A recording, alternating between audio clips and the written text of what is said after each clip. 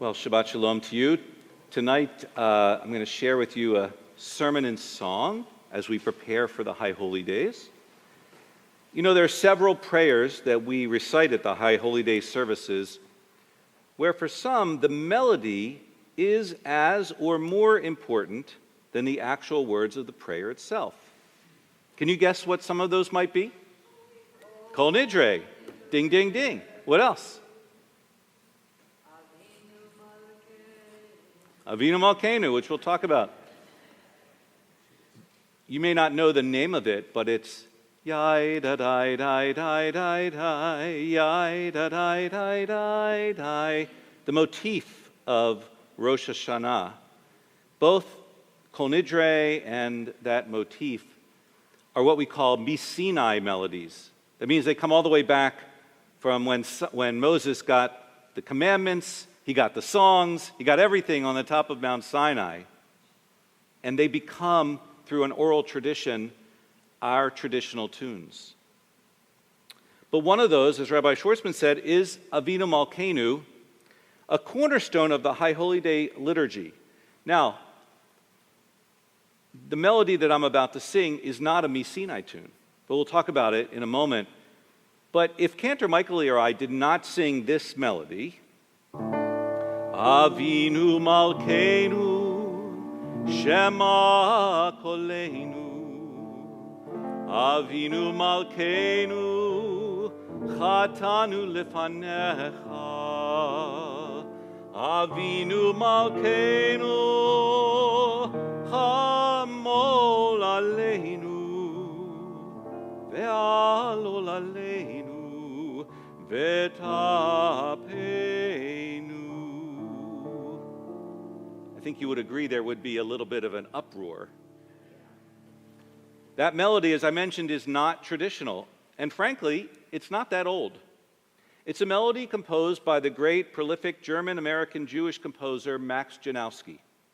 He came to the United States from Berlin, escaping the Nazis and immigrating here in 1937. A year later, he was the musical director of the KAM Isaiah Israel congregation in Chicago. Anybody ever are from Chicago or been to that congregation? Have you been to that congregation? He was the mainstay at that congregation.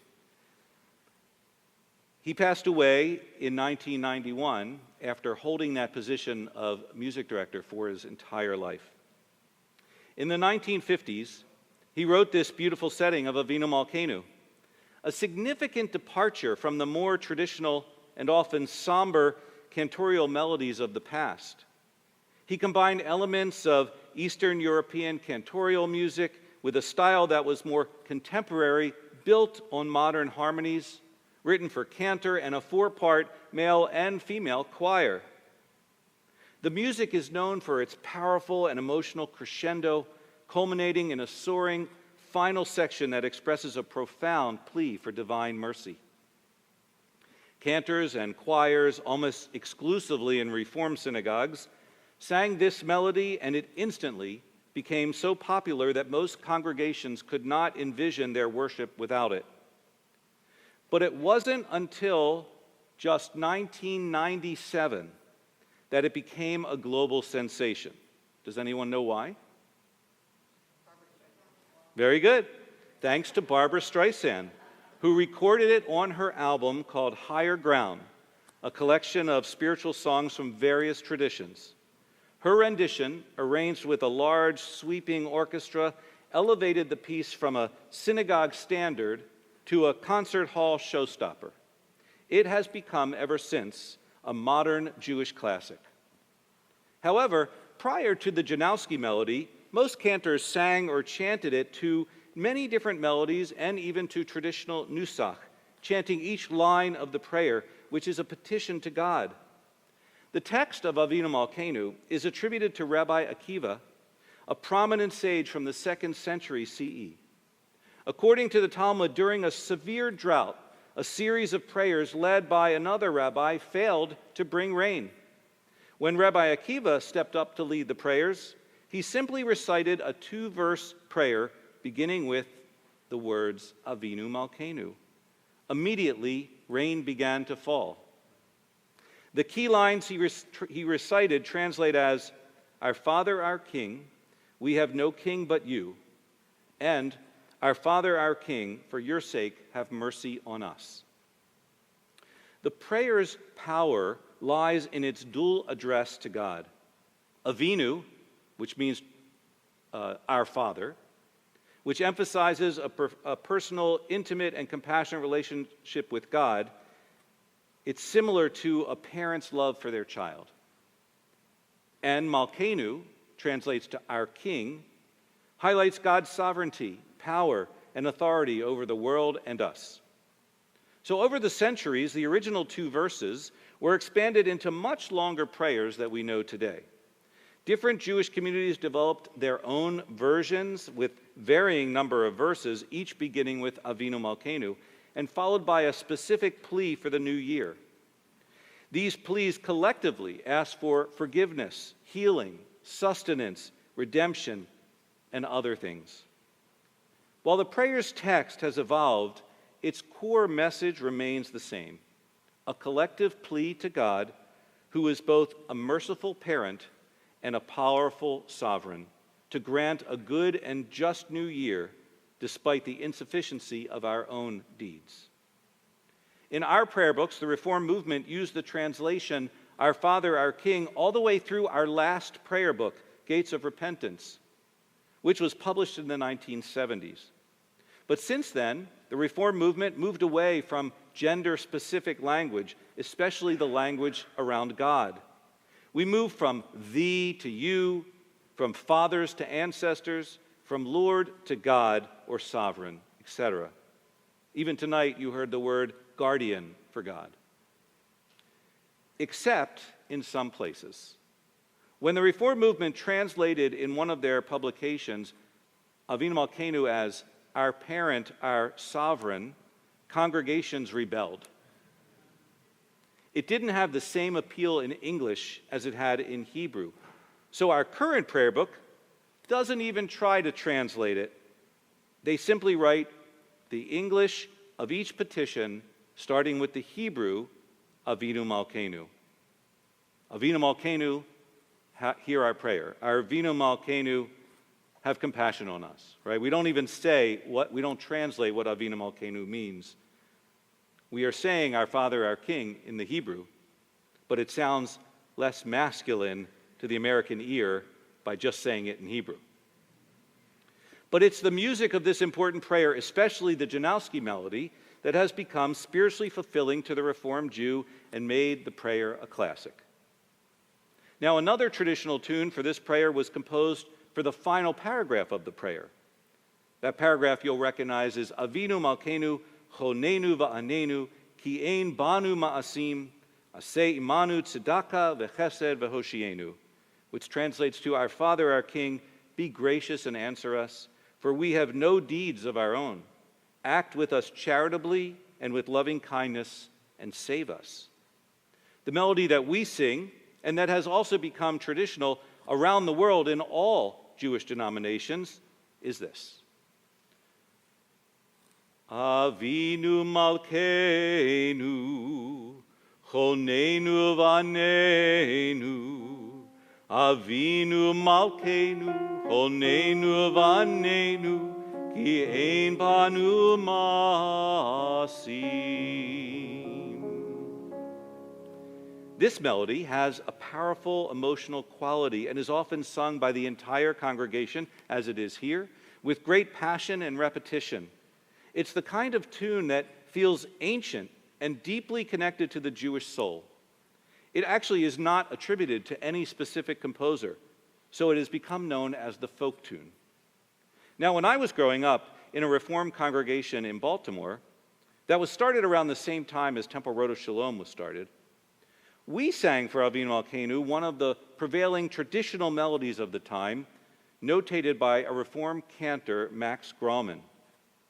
Grauman, who came from Central Europe around the big immigration waves of Yiddish-speaking European Jews, became a Reformed cantor in the United States starting in 1907 at one of Manhattan's principal Reformed synagogues, Congregation Sharei Tefillah.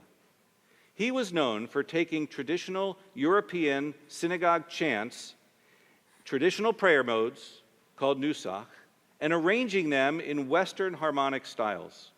One of those that he arranged was Avinu Malkeinu, that is cited in his musical anthology for the High Holy Days as traditional. He arranged it specifically for the Reform Movement's Union Prayer Book.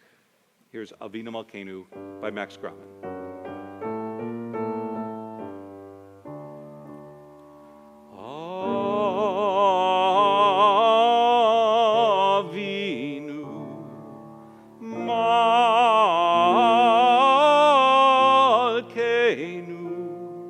Malkeinu, Shema Koleinu, Avinu, Malkeinu,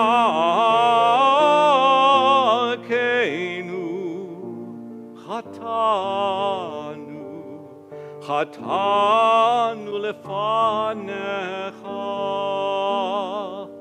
Avinu Malkeinu, Chamol Aleinu, Ve'alol Aleinu, V'tapenu. Avinu Malkeinu, Kalei Dever, Ve'cherev V'rav Me'aleinu. Avinu Malkeinu, Kalei Kotzar, Umastin Me'aleinu.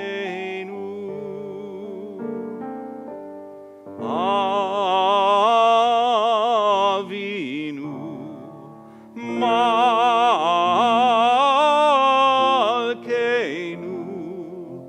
Chadesh Aleinu, Shana Tova. Has anyone ever heard that melody before? No? Interesting. It is common in more traditional congregations. But contemporary composers, to this day, are still writing new melodies for Avinu Malkeinu, hoping that their melody will become another classic like the Janowski. In my opinion, no one has achieved that since Max Janowski. But there are many modern melodies for Avinu Malkeinu, so I'll leave you with this one, this by the modern Jewish songwriter, Josh Nelson. Here is his.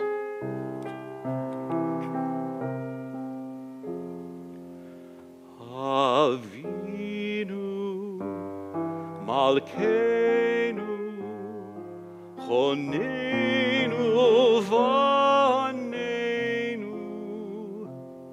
Ki ein banu masim.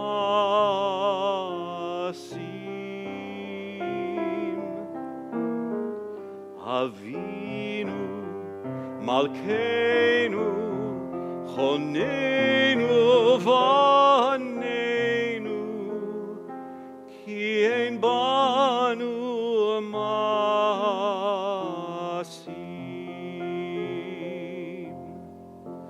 Aseh imanu tzedaka v'chesed v'hoshienu.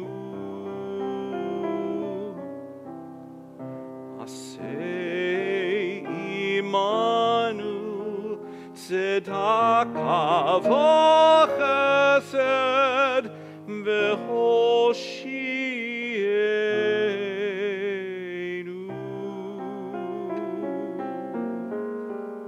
Avinu Malkeinu, Chonenu Vaneinu,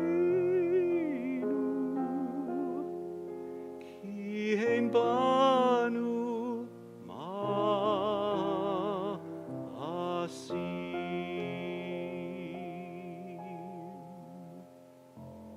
Has a very plaintive sound, which sounds exactly what the text is saying to us.